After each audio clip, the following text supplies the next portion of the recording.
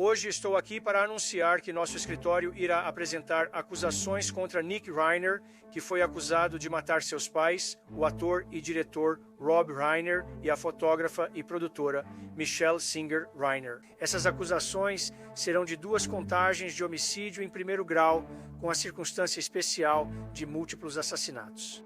Quem exatamente é Nick Reiner? Para o cara acusado de assassinar brutalmente seus pais famosos, Rob Reiner e Michelle Singer, em sua casa, o que o levaria a fazer isso se for verdade? Qual é o seu histórico? Como era o relacionamento? Este é um mergulho completo no suspeito de um dos crimes de celebridades mais chocantes de todos os tempos. Bem-vindo ao Sidebar da Law and Crime. Sou Jesse Weber. Vamos falar sobre Nick Reiner, de 32 anos, acusado formalmente de 2 homicídios em primeiro grau com circunstâncias especiais de múltiplos assassinatos.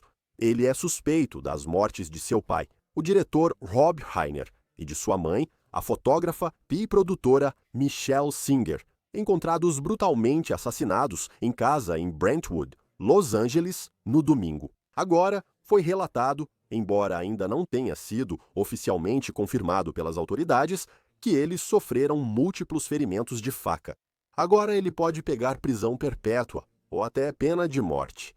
É um choque absoluto e é inconcebível. É inconcebível que um filho possa fazer isso com seus pais se essas acusações forem verdadeiras. Então pensamos, vamos fazer uma investigação profunda sobre Nick Reiner, certo? Precisamos entender isso. Queremos investigar a fundo quem ele é e seu histórico aqui. Se essas acusações forem verdadeiras, o que o levaria a assassinar os próprios pais a sangue frio, supostamente esfaqueando-os? Nick Reiner nasceu em 14 de setembro de 1993. Ele é o segundo dos 3 filhos de Rob Reiner e Michelle, que se casaram em 1989 após se conhecerem no set de Harry e Sally, feitos um para o outro, dirigido por ele. Nick tem um irmão mais velho, Jake, e uma irmã mais nova, Romy, sobre quem falaremos a seguir. Vimos Rob e Nick juntos ao longo dos anos. Por exemplo, Rob foi entrevistado por um colunista do Times em 1998, quando Nick tinha 5 anos. Durante uma entrevista no almoço, ficou rolando pela mesa, como crianças fazem. Rob comentou ao repórter: "Ele é mole, vive se mexendo, nasceu assim." Ao nascer, o médico disse: "Esse é inquieto." Mas Nick comentou que ele e o pai dele, eles não tinham muito vínculo quando ele era mais novo. Segundo o Blast, amigos da família disseram ao Daily Mail que Nick teve dificuldades e era uma criança intensa. Havia uma professora de yoga que trabalhava para a família. Ela aparentemente disse, abre aspas, "Nick entrava como se o mundo estivesse pegando fogo, gritando nas nossas sessões de yoga. Ele realmente gritava. Nunca vi uma criança igual." Ela chegou a afirmar que a família contratou um terapeuta, mas foram os anos de adolescência dele que foram particularmente problemáticos. Nessa época, Nick aparentemente lutava contra o vício em heroína, entrando e saindo da reabilitação. Ele chegou a ficar sem teto. Nick contou à revista People, em 2016, que foi para a reabilitação 17 vezes, que ficou sem teto no Maine, em Nova Jersey e no Texas. Ele acrescentou: "Passei noites na rua, passei semanas na rua, não foi nada divertido." O New York Times relatou que ele começou a usar drogas aos 15 anos e entrou em um programa de tratamento nessa época, tão jovem. E ao longo dos anos, Nick falaria sobre isso. Conforme relatado pelo New York Times em 2018, Nick revelou em uma entrevista no The Dope Podcast que, enquanto estava acordado, ligado na cocaína por um longo período, ele destruiu a casa de hóspedes dos pais, onde estava hospedado, segundo ele, quebrando várias coisas com socos. Uma televisão, um abajur. Ele também perdeu o controle em uma clínica de reabilitação ao jogar uma pedra pela janela. Ele disse no podcast: "Eu estava perdido, não me conhecia nem ao mundo, e esse era meu único mecanismo de enfrentamento." Ele explicou isso um pouco mais em uma entrevista de 2016 com o comediante Paul Mercurio, conforme relatado pelo Los Angeles Times, onde Nick disse, abre aspas, "Eu não tinha identidade e não tinha paixões, e acho que o motivo de eu não ter identidade era porque eu tenho um pai famoso e um avô famoso." referindo-se a Carl Reiner. A fama basicamente define quem você é. Queria criar uma identidade própria, com uma persona mais rebelde, raivosa e viciada em drogas. Ele disse que não tinha o que fazer ou esperar, e segundo relatos, isso foi muito difícil para Rob e Michelle. Um amigo da família teria afirmado que Michelle disse: "Nós tentamos de tudo, não sabemos mais o que fazer." 2015. Este é um momento importante para falarmos. Não só Nick, aparentemente, fica limpo nessa época, mas ele também coescreve o filme Sendo Charlie, que foi lançado em 2016. E é sobre um jovem viciado em drogas e sua relação difícil e combativa com o pai. O pai dele, no filme, é um ex-ator que entra para a política e é basicamente retratado como frio e distante. Trata da relação deles e da tentativa do jovem de se recuperar. O pai de Nick, Rob Reiner, dirigiu o filme, e esse período aproximou os dois, que aprenderam muito sobre sua relação durante a divulgação. Rob contou a The New Yorker que trabalhar com Nick foi como fazer terapia juntos. Ele afirmou na série Build que Nick era o coração e a alma do filme, recorrendo a ele para trazer honestidade e verdade. Enquanto isso, Nick contou a The New Yorker que durante as filmagens aprendeu mais sobre o pai e seu amor, ao vê-lo em seu elemento, fazendo o que mais ama. Nick disse a People que tinha pais muito amorosos e que o apoiavam. Já Charles Berg, produtor de Being Charlie, contou ao The New York Times que o filme foi um projeto de paixão para Rob. Ele fez o filme para o filho. É só o que posso dizer. Esse foi o presente dele ao mundo, reconhecendo o filho e dizendo: "Eu te amo, quero compartilhar sua história." E foi interessante como Rob, aparentemente, falava sobre esses arrependimentos que ele tinha em relação ao filho. Segundo o The New York Times, em uma entrevista de 2015, ele parecia sugerir que confiou demais em profissionais ao lidar com os problemas de abuso de substâncias do filho, dizendo: "Estávamos desesperados e ouvimos aquelas pessoas pelos diplomas na parede quando deveríamos ter ouvido nosso filho." Michelle comentou sobre Nick: "Fomos muito influenciados por essas pessoas, que diziam que ele era mentiroso e queria nos manipular. E nós acreditamos neles."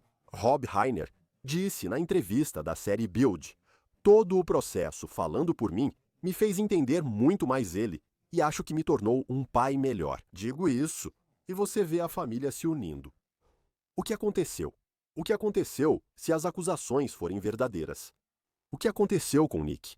Essa é a parte complicada, pois antes do momento em que Rob e Michelle foram mortos, exceto pela festa na noite anterior, sobre a qual falaremos, as coisas com Nick pareciam estar bem. O diretor de fotografia, Barry Markowitz, contou ao Page Six que morava recentemente na casa dos Reiner, em Brentwood. Segundo a ABC, um ex-segurança afirmou que Nick morava na casa de hóspedes dos pais. Markowitz, fotógrafo, disse que Nick parecia normal, em ascensão, praticando esportes, e declarou: "Ele parecia ótimo. Sentado com a família, jantaram juntos à moda antiga e com muito amor." Ele acrescentou: "Ele ajudou, tirou o lixo, assistiu televisão, lavou a louça e disse que não percebeu nada de estranho. Ele não sabe explicar o 360, essa é a percepção dele. Talvez não saibamos o que ocorria nos bastidores." Ele destacou que os pais de Nick sempre o apoiaram, abre aspas. "Eles fizeram de tudo por ele, tentando várias opções, enviando-o para os melhores lugares, mas sem dar dinheiro. Rob nunca desistiu e tentou de tudo. Quem o conhecia via um monte de amor." E Markowitz disse sobre Michelle, abre aspas, "Ela era a chefe, e ela era a Puitu, a força, a rocha." E deixe-me acrescentar, Rob falou recentemente sobre seu filho, em setembro passado, no podcast Fresh Air da National Public Radio, quando perguntaram se ele era ocupado demais para o filho. "Você não deu atenção a ele?" E Rob disse: Não, eu nunca, jamais estive ocupado demais. Quero dizer, se alguma coisa era o contrário. Eu costumava ser mais presente e fazia tudo o que podia para ajudar. Tenho certeza de que cometi erros. Conversei sobre isso com ele desde então e ele tem sido ótimo. Não usa drogas há mais de 6 anos. Quero dizer, ele está em um lugar e momento muito melhores. Está bem agora." Acho que talvez Nick estivesse limpo naquela época, meses atrás, tá? Não posso confirmar o que ele estava ou não usando nesse momento.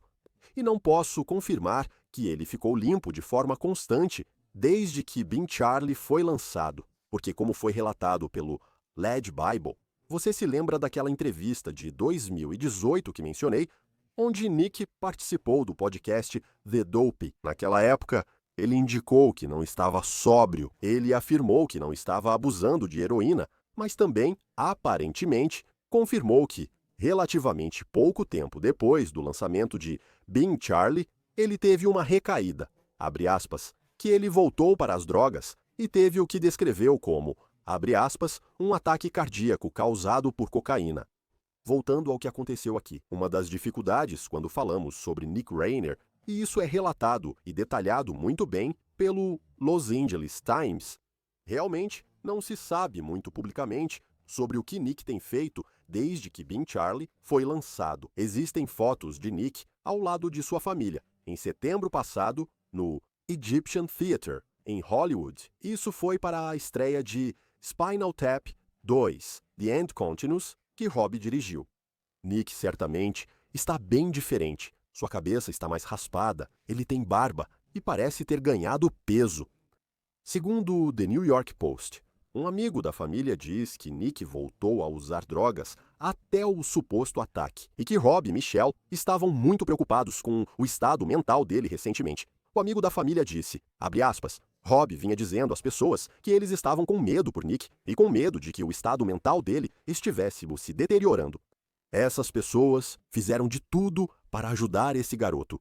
E então, chegamos a 24 horas antes da notícia das mortes de Rob e Michelle. Foi relatado que Nick e Rob tiveram algum tipo de desentendimento em uma festa de fim de ano que foi organizada por Conan O'Brien em Pacific Palisades. Segundo o Hollywood Reporter e a Page Six, Nick não foi convidado para ir à festa, mas seus pais pediram para levá-lo. Segundo relatos, ele estava vagando pela festa, interrompendo conversas das pessoas e perguntando coisas como: qual é o seu nome? Qual é o seu sobrenome? Você é famoso? E isso supostamente incluiu Nick se aproximando do ator Bill Hader, o ex-integrante do Saturday Night Live, que teria dito a Nick que estava tendo uma conversa particular. Nick supostamente apenas ficou olhando para ele e depois saiu irritado. E mais tarde foi quando Rob e Nick aparentemente tiveram algum tipo de confronto. Relataram que a discussão foi acalorada, talvez sobre o comportamento de Nick no evento, e logo após Rob e Michelle saíram. O que acontece? Foi relatado que naquele domingo, a filha de Rob e Michelle, Romy, que eu mencionei antes, foi ela quem os encontrou. De acordo com uma reportagem do The New York Times, uma massoterapeuta entrou em contato com ela porque não conseguia falar com o casal que tinha uma consulta marcada para aquele dia. Na verdade, essa notícia é chocante. A ex-primeira-dama Michelle Obama contou no Jimmy Kimmel Live que ela e Barack Obama planejavam ver Rob e Michelle no dia em que eles foram encontrados. Estamos conversando de novo. Foi relatado vários ferimentos por facadas e há até relatos por aí. E eu odeio dizer isso, de que o casal pode ter tido suas gargantas cortadas. Agora vou dizer oficialmente que a causa da morte, neste momento, no momento desta gravação, ainda não foi oficialmente divulgada. Segundo o TMZ, quando as autoridades chegaram por volta das 15h40 daquele domingo, fica a dúvida. Eles já estavam mortos há horas? Na verdade, foi relatado que Nick fez check-in no Pierside, Santa Mônica, nas primeiras horas da manhã. Que o chuveiro estava cheio de sangue.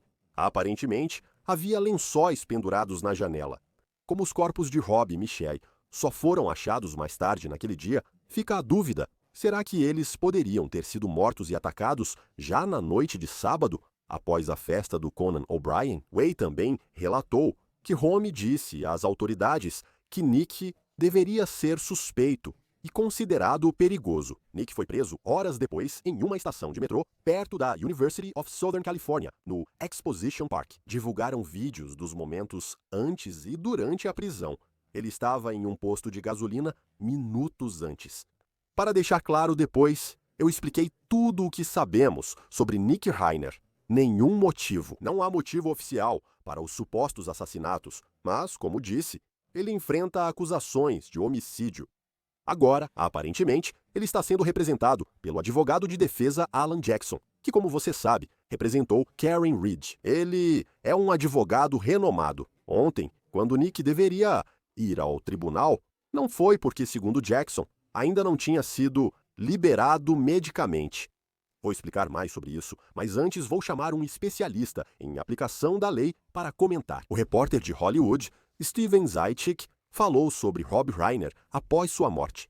E aparentemente, ele já havia conversado com Rob no passado sobre a luta de Nick contra o vício, com Rob supostamente dizendo que o trabalho número 1 de qualquer pai é manter seu filho seguro. Eu não tinha feito isso, mas agora fiz.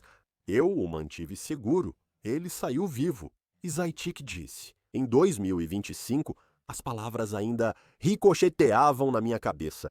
Sim, Nick saiu vivo. Quem não saiu foi Rob. Quero falar sobre tudo isso agora. A investigação e o que pode estar acontecendo nos bastidores. Quero dizer, é um caso de tanta visibilidade. E pensando em tudo isso, envolvendo Nick Reiner, então, estou acompanhado por um convidado muito especial. Alguém que toda vez que participa, a gente fica se perguntando, onde será que ele vai estar? Um dia ele está em Washington, outro dia ele está em um navio de cruzeiro, outro dia ele está em Londres. E agora ele está sentado aqui comigo. Chris Swanson, xerife do condado de Genesee, obrigado por participar. É ótimo vê-lo aqui em Nova York. Você me deu um presente incrível. Não quero que isso seja esquecido. Falaremos sobre isso depois. Este presente é muito especial e significa muito para mim. Então, obrigado. Vamos falar sobre isso. Essa é uma grande história. Acabei de expor tudo o que sabemos sobre Nick Reiner. Se as acusações forem verdadeiras, com homicídios e supostos assassinatos na família, você já teve experiência nisso? Já viu algo assim? Parece que sim, mas faltam detalhes e nenhum motivo foi apresentado. Mas quando você está falando de alguém que tem esse histórico de abuso de drogas, é perturbador. Isso traz um aspecto diferente para esse contexto. Quais são seus pensamentos iniciais? Você já viu algo assim? Esses são os chamados crimes passionais e há muita emoção envolvida, especialmente quando há esfaqueamento. Eu me lembro de ter ido a uma cena há mais de 25 anos, onde um garoto atirou no pai e depois o esfaqueou várias vezes no peito. Quebrou a faca de carne no peito dele e seguiu esfaqueando com outra. E muitas vezes, quando esses esfaqueamentos acontecem e você tem a pessoa bem na sua frente, existe um motivo para ela esfaquear várias vezes. Elas tentam liberar uma raiva acumulada, diferente de só puxar uma arma e atirar, mas ainda podem matar pessoas assim. Mas os assassinatos que você vê, neste caso, Rob Reiner e sua esposa, são motivados por paixão, ódio e raiva. Isso pode acontecer de repente. Se perguntar à família e amigos, dirão que não imaginavam que isso ocorreria. E sempre falamos sobre isso.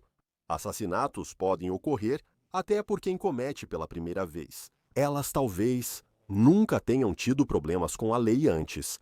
Essa dinâmica familiar pode surpreender, pois ninguém imaginava que isso aconteceria. Em 28 de setembro, um atirador solitário foi de caminhão até a Igreja Santos dos Últimos Dias, em Grand Lake, Michigan, matou 4 pessoas e feriu gravemente outras 8, uma delas em estado crítico.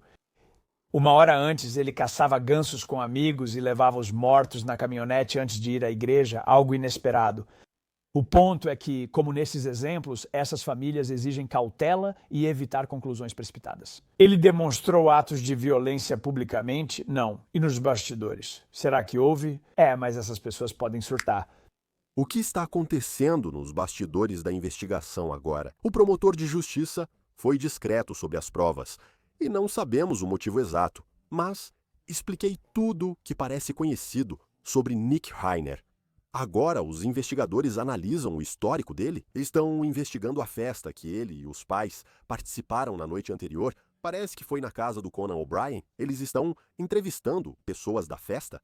Até onde vai a investigação sobre o que pode ter levado a isso, se as acusações forem verdadeiras? Acho importante saber que nessa investigação provavelmente não há outro co-conspirador. Então isso já está resolvido. Vítimas mortas, suspeito sob custódia e formalmente acusado. Por que isso aconteceu? Essa é a grande questão. E quanto maior o destaque do assassinato, mais essas perguntas precisam ser respondidas. Se eu fosse o investigador principal, voltaria ao nascimento desse garoto. Eu voltaria não só ao telefone dele, mas a toda a comunicação.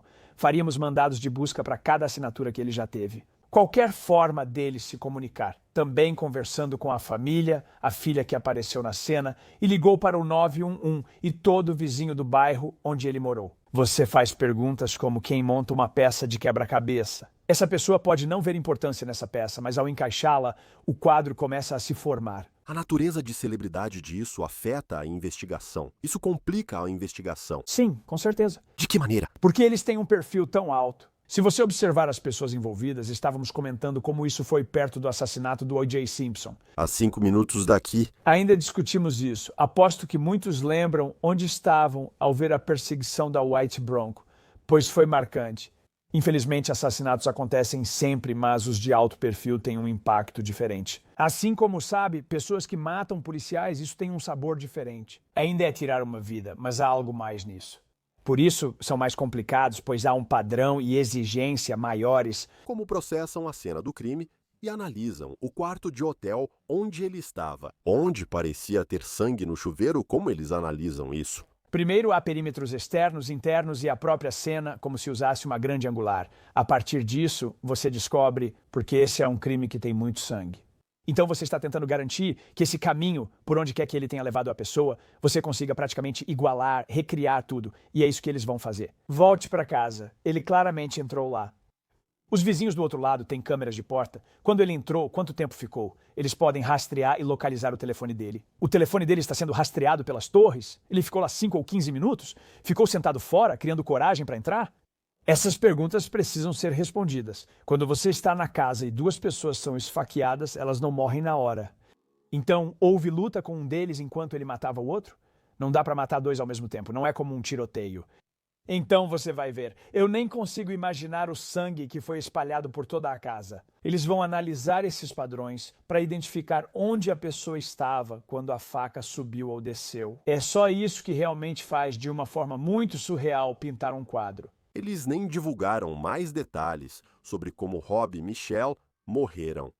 Você tem o promotor dizendo que uma faca foi usada. A causa da morte no momento desta gravação ainda não foi divulgada. Quero dizer, parece que com base nas reportagens, podemos ter uma ideia do que aconteceu com eles. Por que as autoridades estão sendo mais discretas sobre alguns detalhes? Bem, acho que você quer manter a integridade do caso, sabe, sólida, para que ninguém tire conclusões precipitadas. Li um artigo hoje cedo em que afirmações feitas no dia anterior estavam imprecisas. E, sabe, as pessoas começam a preencher as lacunas. Então existe uma maneira de, sabe, dar o máximo de informações possível, mas reter algumas até que sejam confirmadas. Porque quando você coloca algo lá fora, todo mundo começa a, sabe, tirar suas próprias conclusões. Não é incomum que a causa e o modo da morte, toxicologia e DNA levem até 6 meses, por isso a investigação não é rápida. Eles não resolvem casos em 1 hora como em seriados policiais. Eles vão saber quando foram mortos? É interessante, eles voltam da festa. Os corpos só são achados horas depois. Ele faz o check-in nessa área do hotel, certo?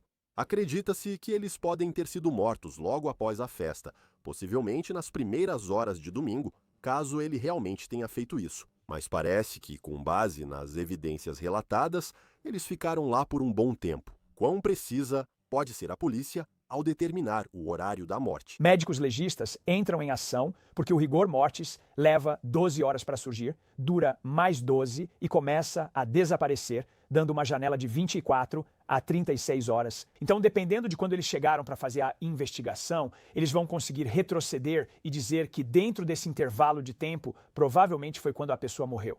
Podem ter ficado incapacitados e levado até 40 minutos para sangrar e sofrer até a morte. Porque o que eles estão sofrendo é um choque hipovolêmico. É isso que acontece. Você está perdendo o volume de sangue. E então esse relatório do médico legista, junto com as imagens de vigilância e câmeras e, você sabe, celulares, eles vão rastrear quanto tempo ele ficou ou não na casa em uma linha do tempo próxima. O excelente trabalho das autoridades aqui. Foi uma prisão relativamente rápida. Poucas horas após a chegada das autoridades ao local, eles o prenderam. Foi interessante porque apareceu um vídeo em que você vê Nick Reiner em um posto de gasolina. Isso foi pouco antes da polícia chegar e prendê-lo. Sei que você viu o vídeo dos dois momentos. Quais suas impressões sobre isso? Bem, eu acho que a resposta rápida foi porque eles provavelmente sabiam que tinham as imagens e revisaram as imagens. Se você chega até uma cena com duas vítimas fatais de possível homicídio, a primeira ação é pegar as câmeras, baixar as imagens e localizar o suspeito. Fazemos isso em casos de atiradores ativos, como na Universidade Estadual de Michigan, quando houve um atirador há alguns anos. A foto saiu rapidamente e ele foi preso a poucos quilômetros dali. Divulgue essa foto para as autoridades, é isso que queremos, e garanto que há imagens em todo aquele bairro. Eles já deviam suspeitar dele. Depois, ao rastreá-lo, conseguiram o telefone por causa da irmã. Rastrearam o celular dele e sabiam onde ele estava. Percebe-se pelo jeito melancólico que entrou na loja. Como estava o comportamento dele? Acabou de matar seus pais. Bem, supostamente. Supostamente, mas essa é a mentalidade. E você está saindo. E então, assim que o primeiro contato foi feito com a polícia, o que ele fez? Levantou as mãos, deitou no chão, totalmente obediente. Ele sabia naquele momento que tinha acabado. Inacreditável, nenhuma resistência. Tem tanta coisa que a gente não sabe. Vamos continuar acompanhando. Meu colega Chris Stewart também está acompanhando. Queremos todos os detalhes do que aconteceu. Compreensão total. Vamos acompanhar isso enquanto avança no processo legal. Xerife, antes de eu te liberar, você me deu esse presente incrível. Isso foi feito por sobreviventes do tráfico humano. Explique um pouco mais sobre isso. Porque eu acho que é um trabalho realmente importante que você faz e usar isso, porque infelizmente cobrimos muitos casos diferentes de tráfico humano e abuso sexual. É uma honra poder usar isso. Então explique um pouco mais sobre o trabalho que eles fazem. É um presente de agradecimento de sobreviventes que você nunca vai conhecer pelo trabalho que você e a equipe da Media Abrams fazem. Eu fui apresentado a você por causa do meu tempo com Chris Hansen e pelo trabalho que nós fizemos. Eu estou no combate ao tráfico humano há 8 anos já. Comecei na International e agora estou na Ghost, que virou equipe de combate global à opressão humana em Flint, Michigan.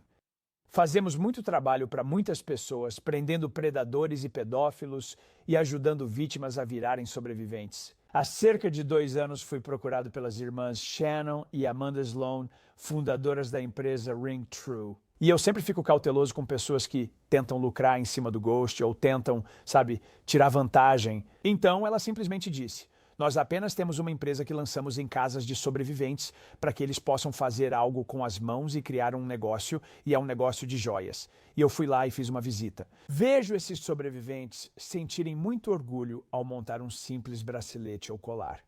E isso evoluiu para um relacionamento maior, então eles fizeram uma pulseira Ghost. Sim. O curioso é que cada pulseira é feita por sobreviventes que já estiveram envolvidos no próprio crime de que foram vítimas e agora criam uma joia que você pode usar. Eles ainda assinam um cartão no verso para identificar o autor. Isso, você tem aí. Bem aí, no verso desse cartão, você pode ler. Isso, você pode ver bem aí. Sou eu, vire o cartão para que eu possa assinar e parabenizar pela liberdade. Estão dando um zoom ali, aquele é o Chris, e atrás foi feito à mão pela Karen. Sim. Viu isso? É incrível. Assinado por ela. Assinado por ela é ótimo. Quero agradecer a você e a Alissa por sempre contarem a história, porque vai precisar de todos nós para interromper o algoritmo do tráfico humano. Sim, bem, você faz um ótimo trabalho. Você faz um ótimo trabalho. Nós só tentamos cobrir isso da melhor forma possível. Muito obrigado por participar. Prazer foi meu. Boas festas para você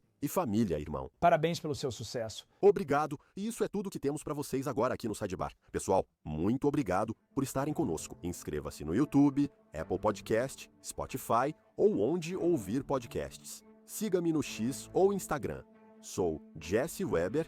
Até a próxima.